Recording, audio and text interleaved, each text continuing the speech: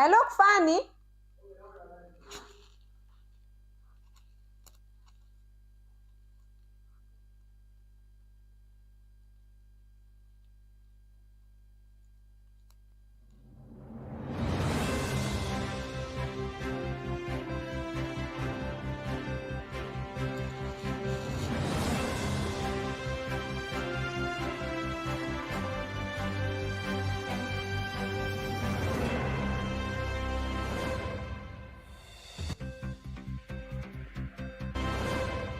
Good evening and welcome to Icu Tv News. We take a look at the stories making headlines.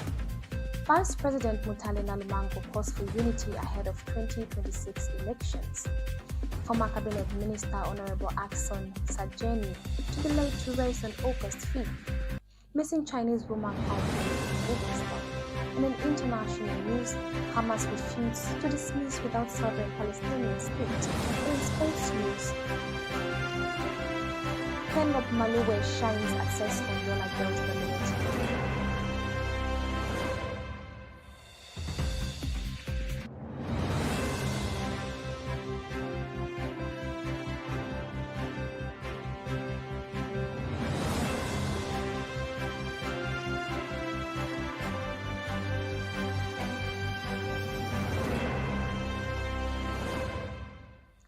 With the news and details, my name is Miriam Deborah Gamani.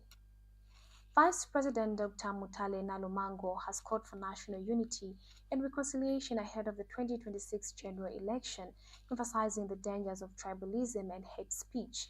During the United Church of Zambia's Silver Jubilee celebration in Chipata, she underscored the importance of peaceful democratic engagement, encouraging leaders and citizens to embrace wisdom, humility, and mutual respect.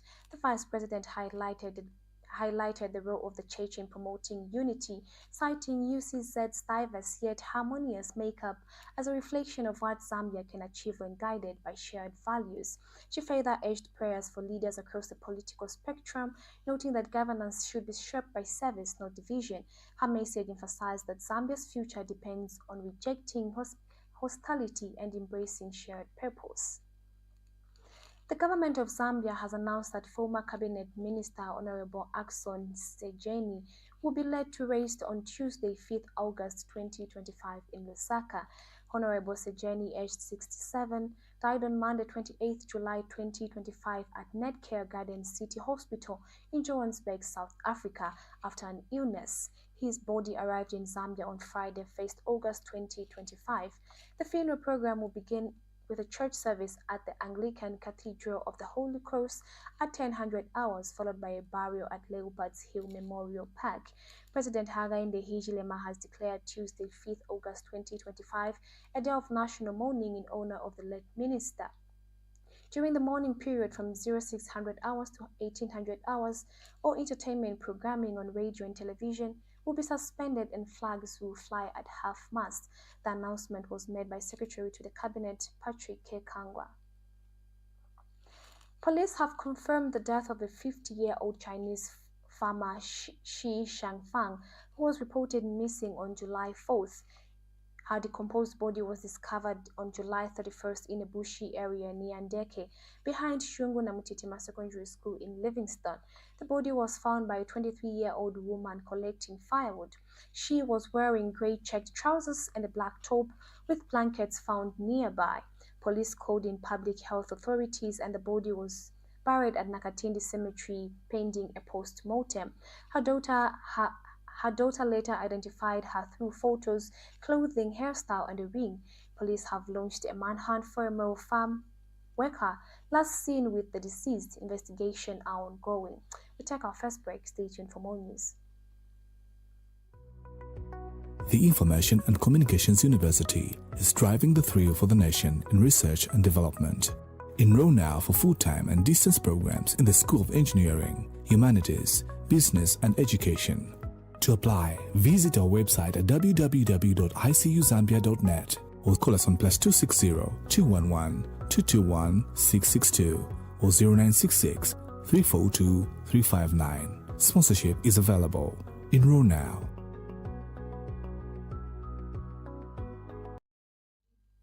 Welcome back, and now in our local stories.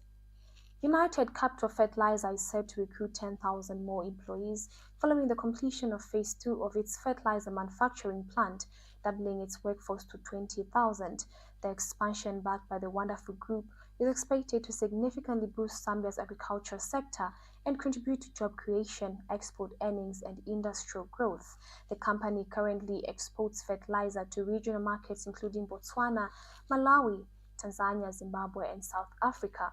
In addition, the company is constructing a 700 megawatts thermal power plant and will produce 85 megawatts from its urea and ammonia facility, part of which will be sold to ZESCO, reinforcing its role in supporting Zambia's energy sector. Which, if I time, I would explain in bit more detail. Of course, energy authority is very critical for Zambia. Now, today, this company as of today employs 10,000 people. By end of the year, when we commence production from Phase 2 of the plant that we visited, we employ 10,000 people as a group. That's a massive in one area. Then the other thing is, as Wonderful Group, our decision is to transform the way Zambia industrializes. Most important, the African leaders in the SADC area have started a program of what's called intra-African trade. We are now right at the cutting edge of that philosophy or vision, because all our products that we produce in Wonderful Group, at least 50% are meant for export in the region. And we've already achieved a significant milestone in that area. For your information, this fertilizer that you saw is being produced just here in Phase 1.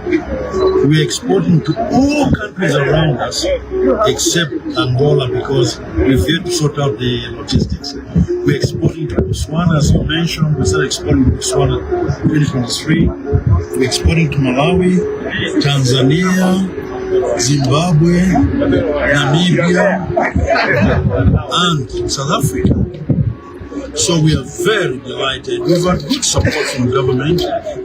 The Ministry of Tourism, through the Department of National Parks and Wildlife (DNPW), in partnership with the Barotse Royal Establishment and the African Parks Network (APN), is set to carry out one of Zambia's largest wildlife translocation in recent history. A total of 1,650 wild beasts and 300 zebras will be moved from Luiwa Plain Park to Kafue National Park (KNP) in a significant ecological restoration initiative aimed at enhancing biodiversity in KNP. The operation builds on over 2 decades of conservation success in Luiwa, where wildlife populations have thrived under the African Parks Management. It also follows the successful reintroduction of the endangered Kafue luchua to KNP in 2024. In return, 50 Luchtentans Houtbeats absent from Luiwa for more than 30 years will be reintroduced from Lowezi Game Management Area to help restore balance in Luiwa's Habova community. The translocation will be led by the team of experts and wildlife professionals to ensure that safety and well-being of the animals and personnel involved. Ministry of Infrastructure, Housing and Urban Development Honorable Charles Malupi commissioned a newly built pavilion at the Lusaka Agricultural and Commercial Showgrounds, reaffirming government's commitment to infrastructure as a key driver of economic growth and job creation. The pavilion, constructed by Fungao Investment Limited at the cost of 2.2 million kwacha, replaces an old structure and will serve as a platform to showcase ongoing infrastructure developments in roads, bridges, schools, and other public projects. Speaking at the handover, Honorable Milupi said infrastructure development remains central to the New Dawn government economic transformation agenda under President Hakainde Hichilema. He further emphasized that to grow the economy and deliver essential services, every part of the country must be connected. He encouraged stakeholders and constructors to use the new pavilion during exhibitions to highlight national development efforts. Provide the means by which those places can be reached. and hence the need for roads, the need for bridges, the need for railway lines, the need for airports, and so on. If we provide these elements of infrastructure, it will then be easy for other government to use. It will then be easy for private sector to reach those places, to exploit these resources that God gives. The proper exploitation of these resources is what amounts to development. It's what will grow the economy. The president has directed, in fact has stated, that within the next 5 years, we can grow the economy of this country, maybe more than double it. Currently standing at about $30 billion. We can go up to $60 billion. To do that, we need all economic sectors firing on all 4 cylinders. We need the mining sector to reduce tonnage that we target for 3 million tons. So new mines have to be opened. But open those mines, roads have to be built, bridges have to be built, that's the role. The agricultural sector has been set to produce 10 million tons of maize, 1 million tons of soybean, 1 million tons of wheat. It means far-flung places have to be opened for commercial agriculture, and also the improvement of small-scale. Again, roads, bridges have to be funded. Tourism. So I can go on and on about all the sectors. The ministry has to provide. So in this building, Mr. President, the Ministry of Education showcased its commitment to improving service delivery through new initiatives and programs at the Agriculture and Commercial Show. Speaking at the ministry's stand, Director of Secondary Education, Ms. Ivoni Chulu, emphasized the importance of recent Lodge Secondary School commitment form. She urged parents, guardians, and learners to take this form seriously, describing it as a key instrument to promoting discipline, accountability, and academic excellence within schools. The ministry's participation at the show reflects its dedication to transparency, stakeholder engagement, and education transformation. Visitors to the stand expressed appreciation for the ministry's effort in promoting access to free quality education and took keen interest in learning about the new initiatives. To the parents, that the parents are part and parcel of their children's education, and therefore they should also be involved in what is happening with their children at secondary school. Because we have the parents on board, we have said as ministry, we shall no longer transfer children based on disciplinary issues. A school. You're still watching Icu Tv Men News. We take a short break. More to come in international and sports news. Stay with us. Did you know that mental health conditions are treatable and recovery is possible? Hi, I'm Ngenea Moyo. I'm your host on Let's Talk Mental Health. I invite you all to this show where you freely express yourself, and together we find a solution. For more details, you can contact 0777 93 73 92, and we'll be there to help you find solutions to whatever you're going through.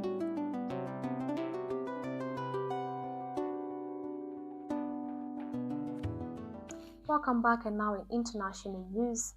Hamas has rejected calls to disarm unless a full sovereign Palestinian state with Jerusalem as its capital is established, pushing back on key Israel and international demands in ongoing ceasefire negotiations. The group was responding to claims attributed to U.S. envoy Steve Witkoff, suggesting Hamas has willing to lay down arms, a claim Hamas denied, reaffirming its stance on resistance as a right. Remains of Israel's non-negotiable conditions for a ceasefire and hostage release deal Talks have stalled despite pressure from Arab and Western government. Meanwhile, Israel's military chief Lieutenant General Zamar warned fighting would continue if hostages are not released soon. This comes after Hamas released the video of Israel hostage David appearing malnourished in captivity,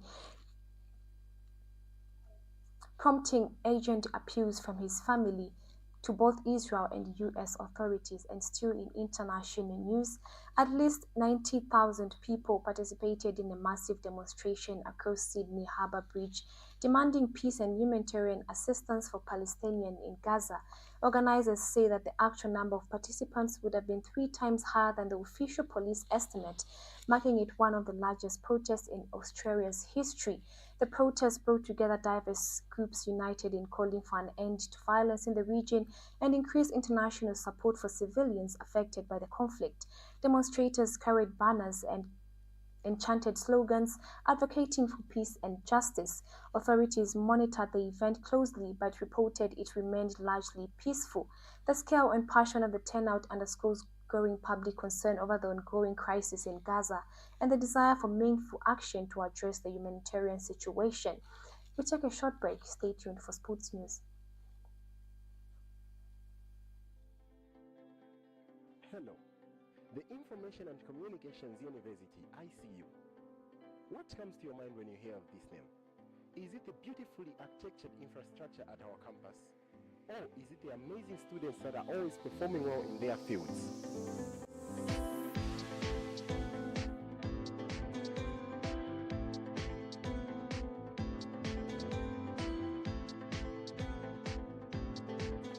My name is Zimba Emmanuel, and I present to you Alumni Chronicles, a program that gets to look at all students that have passed through the corridors of ICU and are making an impact in society today. Join me every week as I sit down with former students and get to listen to them, what they have to say about life after they've been through the university. Remember, it's Icu TV every week.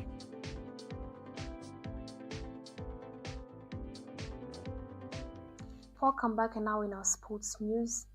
ZESCO Ndola girl forward Penelope Mulubwa was the standout star at the Inaugural ZPL Awards Gala, claiming both the Player of the Season and the Golden Boot Awards. Mulubwa's exceptions performance in the Eden University Women's Super League saw her score 35 goals, securing her status as the league's top scorer and best player. The 2024-2025 league champion ZESCO Ndola girls dominated the event, sweeping multiple key awards. Goalkeeper Annie Namonji received the Golden Glove for her reliable displays, while coach William Zulu earned Coach of the Year for leading the team to league victory. Off the pitch, Variety Muyunda was named Club Media Officer of the Year, and Ernest Mwansa received the Fan Season Award.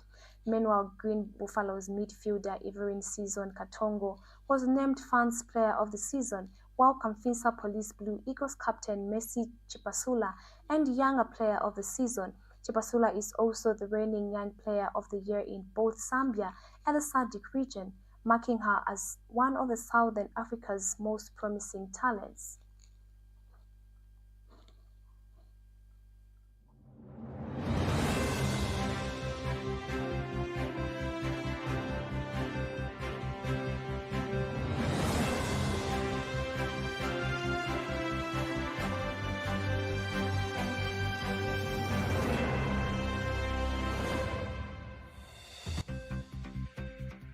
That sports item brings us to the end of Icu TV main news, but before we leave, let's take a look at the stories that made headlines. Vice President Mutale-Nalumango calls for unity ahead of 2026 elections. Former Cabinet Minister Honorable Ackson Sejani to be laid to rest on August 5th.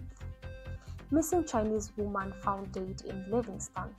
And in international news, Hamas refused to disarm without sovereign Palestinian state. And in sports news, Penelope Mulubwa shines as ZESCO Ndola girls dominate Inaugural ZP Awards Gala. Thank you for tuning in to Icu TV main news. For more updates, stay tuned to our Icu TV Facebook page and our website icutvzm.com. Good night and God bless.